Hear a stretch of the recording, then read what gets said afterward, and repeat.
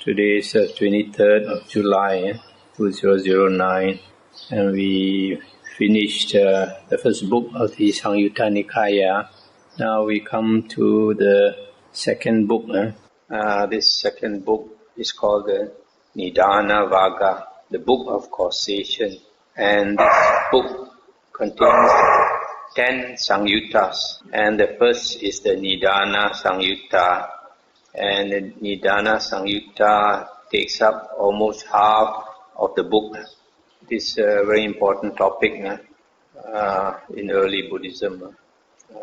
So this Nidana means cause or source or origin or condition, and this has the same meaning as Paticca Samuppada, dependent origination. But instead of calling it Paticca Samuppada Samyutta, which is maybe too long, they call it the Nidana Samyutta. Now there are many suttas concerning this topic. Most of it are in this book that we are going to go into, this particular chapter.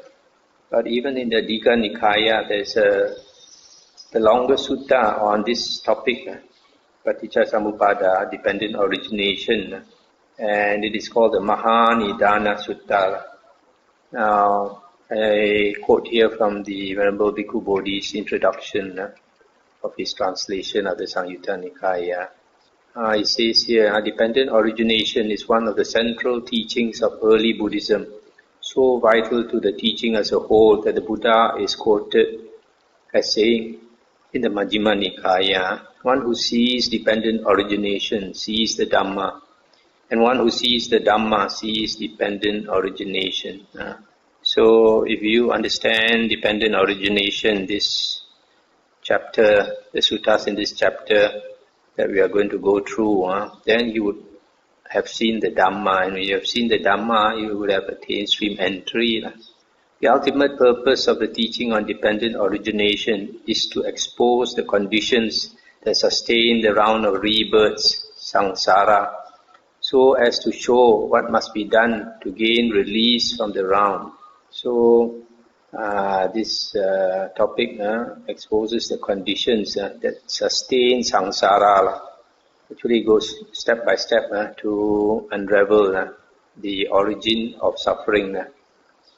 And there are 12 conditions. There are 12 conditions. So the Pali formula we often chant. It's avijja pacchaya sankhara, sankhara pacchaya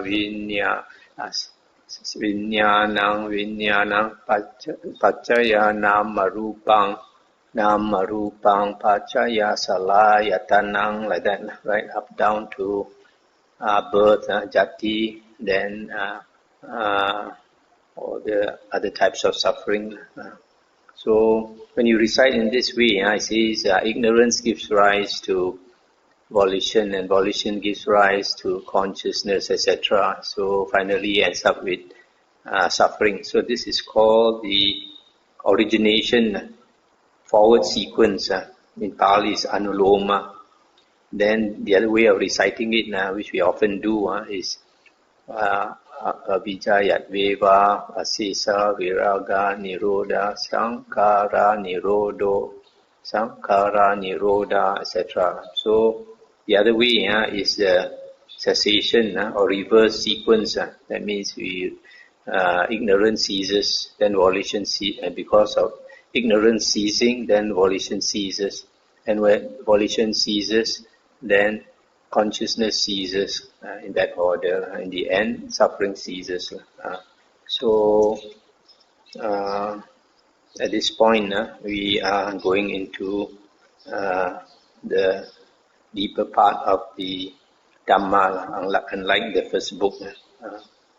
So now, according to the traditional interpretation, these 12 links of dependent origination can be broken into 3 lifetimes: the past, the present, and the future. And they say it is because of the past ignorance and the past volition that in the present life you have consciousness, you have nama rupa, you have six sense bases, contact, feeling.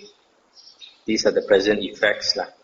And then in the present life, craving, clinging and existence causes future birth. And future birth will come along with aging and dying. So they break it up into 3 lifetimes. But I've written a book on this subject, dependent origination. I have explained that there are certain suttas that the Buddha has spoken where the Buddha only considers 2 lifetimes, present and future lifetime. And there are some monks also say that these 12 links you can refer to only 1 lifetime, the present lifetime, since the Buddha says that the Dhamma is sanditiko, can be seen in this present lifetime. So all the 12 links you should be able also to see in this present lifetime. But without explaining too much, we can go straight into the suttas in the Nidana Sangyutta. Okay, now we go to the first sutta. Thus have I heard. On one occasion, the Blessed One was dwelling at Savatthi in Jeta's Grove, Anatta Pindika's park. There the Blessed One addressed the monks thus, Monks, Venerable Sir, those monks replied. The Blessed One said this, Monks, I will teach you dependent origination. Listen to that and attend closely. I will speak. Yes, Venerable Sir, those monks replied. The Blessed One said this, and what monks is dependent origination? With ignorance as condition, avijja, volition comes to be. Here, Venerable Bhikkhu Bodhi has translated as volitional formations. Volitional formations. And later, you can see the traditional interpretation by the later monks is that volitional formation, sankhara here, means karma. But as I've said in my book, Dependent Origination, I don't agree with it. Later you will see why. So here, instead of translating it as volitional formations, which Venerable Bhikkhu Bodhi uses, I would just say volition, sankhara. In fact, in the 5 aggregates, you also have sankhara there. And in the 5 aggregates, 5 aggregates means the 5 aggregates of a being, body, feeling, perception, volition and consciousness. So that is also basically body and mind. So because we take ourselves to be this body and this mind. So inside the 5 aggregates, you notice the 4th one is volition. And it's the same word, sankhara. So there it's mentioned to be volition. So here you can also call it volition. The same word, the same meaning. So with ignorance as condition, volition comes to be. With volition as condition, consciousness comes to be. With consciousness as condition, name and form, nama rupa, sometimes it's translated as mentality, materiality. With name and form as condition, the 6 sense bases, salayatana. With 6 sense bases as condition, contact, phassa. With contact as condition, feelings, vedana. With feeling as condition, craving, tanha. With craving as condition, clinging, upadana. With clinging as condition, existence, bhava. Here is translated as existence, but I think I prefer the word being. But never mind, for the moment we continue as with existence as condition, birth, jati. With birth as condition, aging and death. Sorrow, lamentation, pain, displeasure and despair come to be. This in Pali is jara, maranang, soka, parideva, dukkha, domana, supayasa. Such is the origin of this whole mass of suffering. This monks is called dependent origination. I stop here for a moment. So here you see, this whole chain of 12 links, dependent origination, is actually explaining the dependent origination of suffering. Because to untangle this mess of suffering, we have to understand where suffering comes from. So these 12 links is trying to explain where suffering comes from. You see the final link is called aging and dying, sorrow, lamentation, pain, displeasure and despair. Yeah. So this is the whole mass of suffering. Aging and sickening and dying, sorrow, lamentation, pain, displeasure, sometimes called grief, grief and despair. Yeah. So all this is suffering. So later you'll see when they explain backwards, the Buddha will ask, where does this aging and dying, sorrow, lamentation, pain, grief and despair come from? Comes from birth. Once you have birth, you must have aging and dying, etc. So it faces it the other way. So this is called dependent origination, and you always must remember when we say dependent origination, in the Buddha's teachings, it's always dependent origination of suffering to continue. But with the remainderless fading away and cessation of ignorance comes cessation of volition. With the cessation of volition, cessation of consciousness. With the cessation of consciousness, cessation of name and form, nama-rupa, or mentality and materiality. With the cessation of mentality and materiality, cessation of the six sense bases. With the cessation of the six sense bases, cessation of contact. With the cessation of contact, cessation of feeling. With the cessation of feeling, cessation of craving. With the cessation of craving, cessation of clinging. With the cessation of clinging or attachment, cessation of existence, of being. With the cessation of being, cessation of birth. With the cessation of birth, aging and death, sorrow, lamentation, pain, displeasure and despair cease. Such is the cessation of this whole mass of suffering. This is what the Blessed One said. Elated, those monks delighted in the Blessed One's statement. So here you see there are two ways of this dependent origination. The first one is the arising of suffering, and the other one, when it talks about cessation of each one of the links, is the cessation of suffering. Now we go into the second sutta, which explains each of these 12 conditions. At Savatthi, monks, I will teach you dependent origination, and I will analyze it for you. Listen to that and attend closely. I will speak. Yes, Venerable Sir, those monks replied. The Blessed One said this, and what monks is dependent origination? With ignorance as condition, volition comes to be. With volition as condition, consciousness, exactly as in the preceding sutta. Such is the origin of this whole mass of suffering. And what monks is aging and death?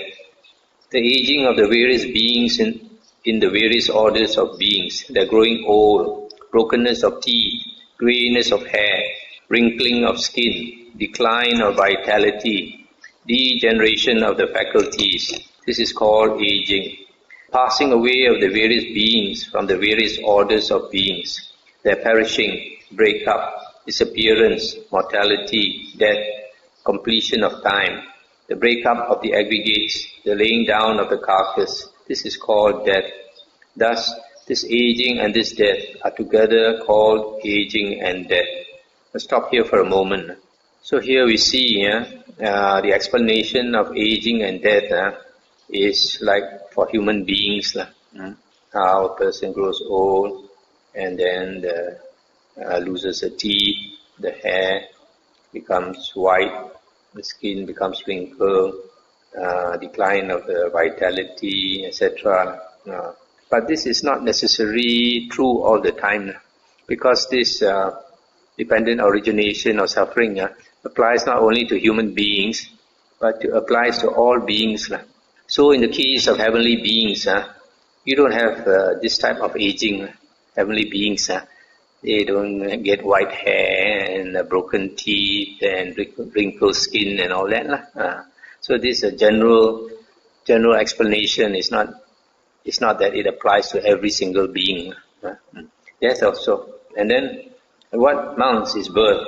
The birth of the various beings into the various orders of beings, the being born, descent into the womb, production, the manifestation of the aggregates, the obtaining of the sense bases.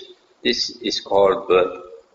This also, stop here, this also refers to like human birth and maybe like animal birth. But not necessarily all beings, because there are some beings that don't enter the womb, like here, it says descend. Descend means descend into the womb. So like heavenly beings, they are spontaneously born. What the Bible says, born of the Spirit, direct transformation. So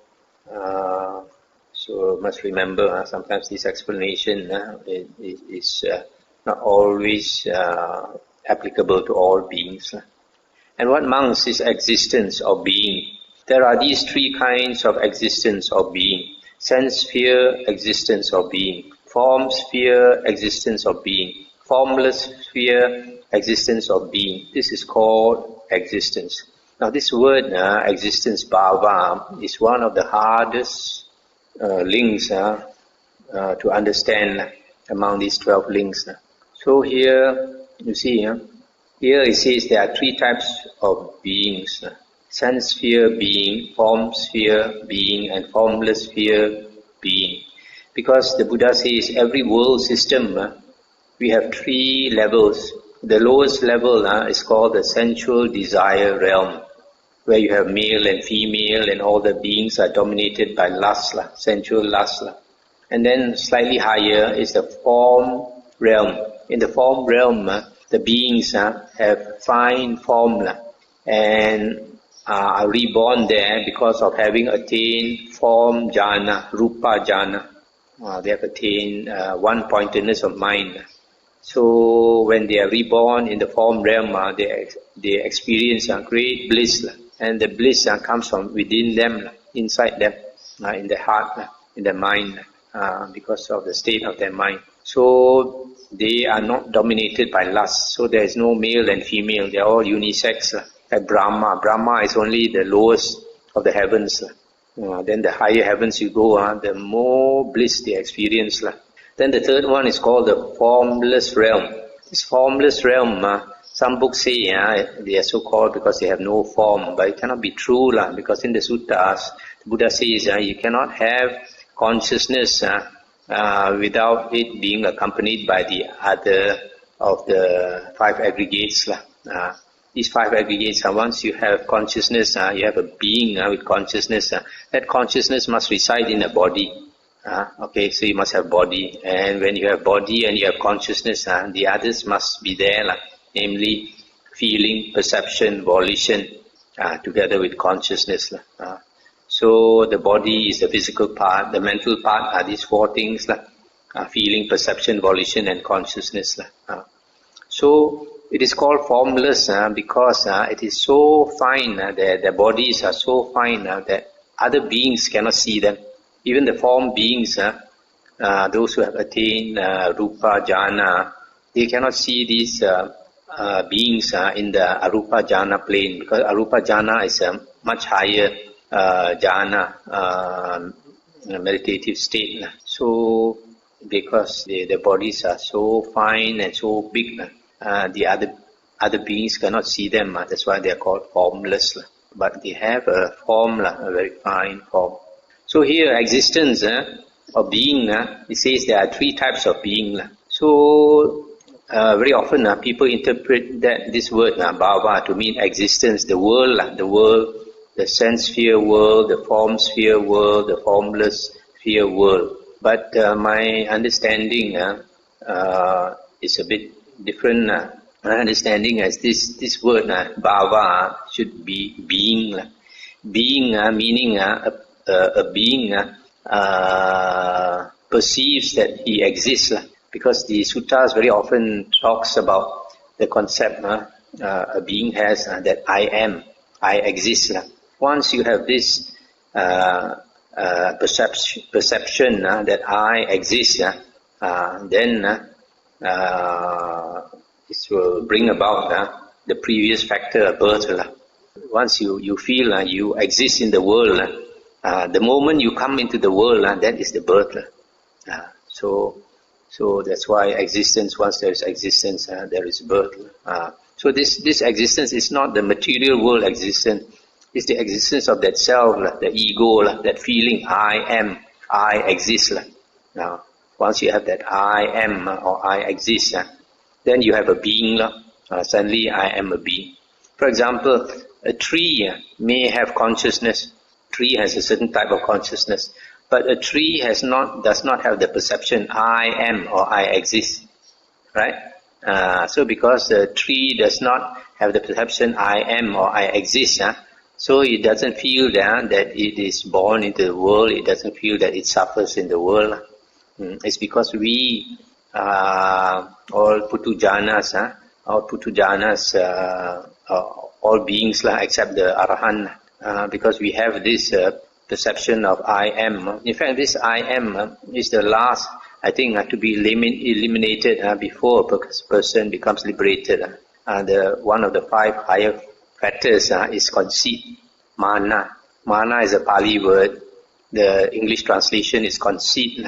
I think this conceit means that feeling of I am or I exist. So this word bhava, henceforth I will try to remember to translate it as being, not existence. And what monks is, so this is a very important word to understand, that once you have being only, then only you feel you exist in the world, you feel that you are born into the world. And what monks is clinging. There are these 4 kinds of clinging. Clinging to sensual pleasures, clinging to views, clinging to rules and vows, clinging to a doctrine of self. This is called clinging. These are the 4 types of clinging. The first one, clinging to sensual pleasures, kamupadana. Clinging is upadana, or attachment. The second one, clinging to views, dupadana. The third one is clinging to rules and vows, sila batu padana. You see here, sila is rules. The other one is vata, is vows. Then clinging to the doctrine of a self, atta vadu padana. So this is clinging. This one there's no difficulty in understanding. And what monks is craving. There are these 6 classes of craving. Craving for forms, craving for sounds, craving for odors, craving for taste, craving for tactile objects, touch, craving for mental phenomena, thoughts. This is called craving.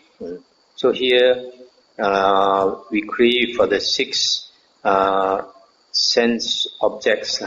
And what monks is feeling? There are these 6 classes of feeling. Feeling born of eye contact, feeling born of ear contact, feeling born of nose contact, feeling born of tongue contact, feeling born of body contact, feeling born of mind contact. This is called feeling.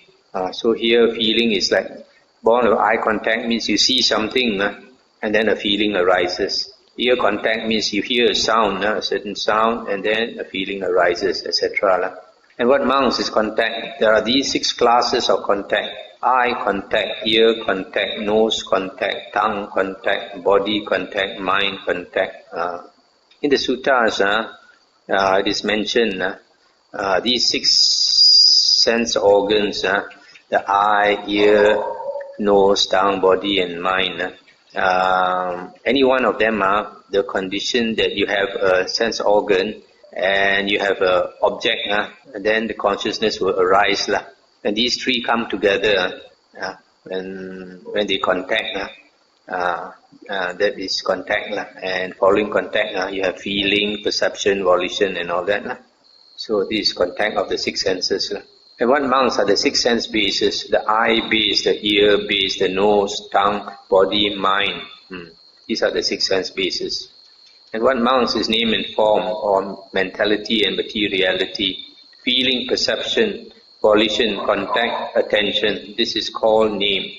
The four great elements and the form derived from the four great elements. This is called form. Thus, this name and this form are together called name and form. This name, nama rupa, name and form, another translation is mentality and materiality. And sometimes people translate this as body and mind. Nama rupa, the Pali word here is nama rupa, is not body and mind. Because you see here, nama is feeling, perception, volition, contact, attention. There is no consciousness here. And then form is the four great elements, and the form derived from the four great elements. So nama rupa is devoid of consciousness. So if there is no consciousness, it cannot be mind, body and mind. The body part is there, but not the mind part. So actually, this nama rupa is phenomena. Phenomena is the object of consciousness. The next link here is consciousness. And what mounts is consciousness? There are these 6 classes of consciousness: eye consciousness, ear consciousness, nose consciousness, tongue consciousness, body consciousness, and mind consciousness. This is called consciousness. So these consciousness and nama rupa, they always come together. According to the Buddha, they are like 2 sheaves of reed standing supporting each other, leaning against each other. If one of them falls, the other one also falls. If one of them stands, the other also stands. They depend on each other. So vijnana, consciousness, and nama rupa, mentality, materiality, always come together and cease together. They are one pair. You cannot separate them. They are like twins. You cannot separate them. So from here you can understand, since you cannot separate them, that nama rupa is actually the object of consciousness. When you are conscious, you have to be conscious of something. That something that you are conscious of is nama rupa. Okay? So in English it's called phenomena. Phenomena, what we are conscious of. So we are conscious of 2 types of things. One is we are conscious of mental activity. The other one is we are conscious of physical object and mental object. So the mental object is nama. Here it says feeling, perception, volition, contact, and attention. So we are conscious. This is the mental part we are conscious of. And then the physical part we are conscious of is the 4 great elements and the form derived from the 4 great elements. These 4 great elements designate the physical world. But the physical world, since the physical world only exists in consciousness, in a sense it's not real. It's just a perception of consciousness. We perceive it. And because the physical world is a perception of consciousness, that's why it has 4 characteristics. One is the earth element. Here when you talk about the 4 great elements, one is the earth elements, means solidity. For example, I touch this table, it feels solid. But actually it's only a perception. If my mind is strong enough, like Arahant with psychic powers, I can perceive this as soft. It doesn't have to be hard. Right? So this physical world is just a perception, right? And the other one is earth, water. Water is the characteristic of water is that it coheres together. It coheres together and forms a shape. So because we have water in our body, we see ourselves in a certain shape. If we dehydrate our body, take out all the water, the vapor from our body totally, the whole body becomes like a powder. It will collapse like a powder. So that is the characteristic of water. It coheres things together to give it a form, a shape. Earth, water, fire. Fire is the heat element. Heat element. Suppose we touch something, we feel it hot or cold. So that is a perception. And then the last one is wind. Earth, water, fire, wind. Wind is a movement, characteristic of movement. So like in our body, we have the wind element. So things move in our body, the blood moves, the air in our body moves, the food in our stomach moves, all because of the wind element. Okay, so you see, these physical qualities, earth, water, fire, wind, they are only a perception, So because of that, the mind is very important. If your mind is pure, your mind, you have a good heart, the world, all this perception in the world is comfortable to you. For example, you don't feel too hot, you don't feel too cold. But if your karma is so bad, you have an evil mind, you may perceive yourself in hell, where it's terribly cold or it's terribly hot with the flames of hell burning you. All that is created by the mind. So the world actually is created by our mind. That's why our mind is so important. So that's talking about Namarupa. So Namarupa is mentality and materiality, what consciousness perceives. And after consciousness is volition. And what mounts is volition. There are these three kinds of volition: body volition, verbal volition, and mental volition. Here the word is sankara. So in Pali is kaya sankara, vachi sankara, and chitta sankara. Okay. So these three, kaya, vachi, and chitta sankara, if you study the suttas, you will meet, this is one set of three sankaras, kaya, vachi, and chitta sankara. If you study the suttas, you will meet a second set called almost the same, kaya sankara, vachi sankara, and mano sankara. The last one is different, mano sankara. So these two sets are used in different circumstances. In Paticca Samuppada, dependent origination, you will find that the sankara is always these three, kaya, vachi, and chitta sankara. But in some other suttas, when they talk about karma, creating karma, then it is kaya, vachi, and mano sankara. So the problem is with the later monks, they seem to have confused the two. And in the traditional interpretation of this word sankara here, it says volitional formations or volition. They always associate volition with karma, with creating karma. They say because of ignorance in the past, we created karma. So because of creating karma, now we are reborn with consciousness. But I feel that's a mistake.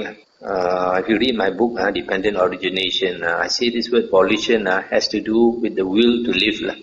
And because of ignorance, we all beings have a very strong will to live. The will to live, not to die. So because of the will to live, the moment we die, our consciousness starts again. So that is sankara. And what mounts is ignorance. Not knowing suffering, not knowing the origin of suffering, not knowing the cessation of suffering, not knowing the way leading to the cessation of suffering. This is called ignorance. Thus mounts, with ignorance as condition, volition comes to be. With volition as condition, consciousness. With consciousness as condition, Namarupa, mentality, materiality. With Namarupa as condition, the six sense bases come into existence. With six sense basis as condition, you have contact. With contact as condition, you have feeling. With feeling as condition, you have craving, then clinging, being, birth, aging, and death. So this is the origin of the whole mass of suffering. And similarly, when ignorance ceases, then volition ceases, and then consciousness ceases, and then mentality, materiality ceases one by one. Now, I just go through this again. Out of these 12 links, you find most of them we can understand. Two are stumbling blocks. One is sankara, the other one is bhava. Sankara, I translate as volition. Here it says volitional formations. The other one is bhava. Bhava here it says existence, but I think it is being. So keep in mind these two these two sources of conflict in interpretation. So now I go through this again, how this suffering comes about. So the first condition is ignorance, not knowing the Four Noble Truths. When we don't understand the Four Noble Truths, we think the world is a nice place to live. So because of ignorance, we have volition. Volition is the will to live, interpretation, the will to live. It's only the Arahants, the Buddhas, they have understood the Four Noble Truths, and then they have no more will to live. They let go of the will to live, right? Whereas all other beings, you have a very strong will to live, volition, sankhara. And this will to live conditions consciousness. Because of sankhara, the will to live, you have consciousness. Consciousness continues. And then when consciousness arises, it must always come together with phenomena, mentality, materiality, the object of consciousness. Okay? So this is a pair. And once you have this consciousness, then and mentality, materiality, then you must have a body. And this body has a six sense basis. Okay? And then the six sense basis, once you have a body with six senses, then there must be contact. Contact at the six sense basis. And then once there is contact, either from seeing or hearing, etc., feeling arises. Okay? So this feeling, if it is pleasant feeling, it gives rise to craving. Once you enjoy something, you crave for it. And once you crave for it, and what are these things you crave for? You crave for forms, crave for sounds, crave for odors, crave for taste, crave for touch, crave for mental phenomena. So once you have craving, then you cling to it. Okay? You cling to it. And when you cling to it, when you enjoy something and you cling to it, you always have the feeling, I enjoy. I enjoy. That's why sensual pleasures in the world it's a great obstacle to liberation. Once we enjoy life, we have a good life, we enjoy it, then we don't want to let go, because you have the perception, I am enjoying life. Why should I let go of life? It's only when you have suffering that you want to find a way out of samsara. So once you have that clinging, then you have that I exist, that I am, that is the being, bhava. So once you have the being, you have the feeling, I have come into the world, that is birth. I come to the world, birth. Once you have birth, then you have aging, sickening, dying, and all different types of suffering. So this is how suffering comes about. So this part, I have to take time to explain, because this is the foundation. If you understand these 12 links very well, then you will understand the subsequent suttas. Otherwise, no point. You go too fast, you don't understand. Is there anything about these 12 links you want to ask?